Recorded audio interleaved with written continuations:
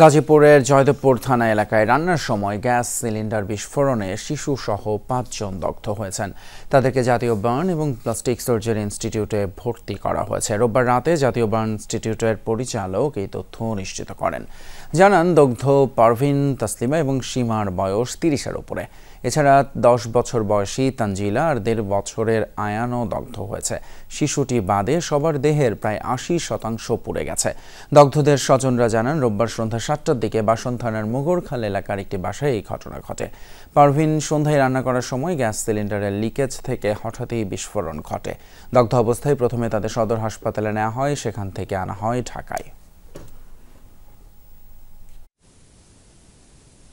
Gas ফুটে গেছে, cylinder পাক করবার ধরছে রুমের ভিতরে,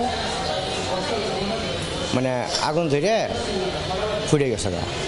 এই তো আগে সবার সবাই ওই জায়গায়, মানে রাস্তাটা সিফা, তো মানে সিফার কারণে ওই জিনিসটা ফুটে শরীরে লেগেছে, এই জন্যই মনে সাথে সাথে করে এই অবস্থা হয়ে গেছে। রান্নাঘরের যে সিলিন্ডার যেটা ছিল সেটা বাস্ট হয়ে প্রথমে একজন গায়ে আগুন ধরে যায়। একজনের গায়ে আগুন ধরে গেলে বাকিরা তার সহকর্মীরা একসঙ্গে থাকতো, তারা সবাই তাকে সেভ করতে গিয়ে আলটিমেটলি সবাই কিন্তু ম্যাক্সিমাম প্রায় 80%-এর উপরে বার্ন হবে। একটা বাচ্চা আছে, একেবারে ছোটো একটা বাচ্চা, ওর বোধহয় 30% প্লাস হবে।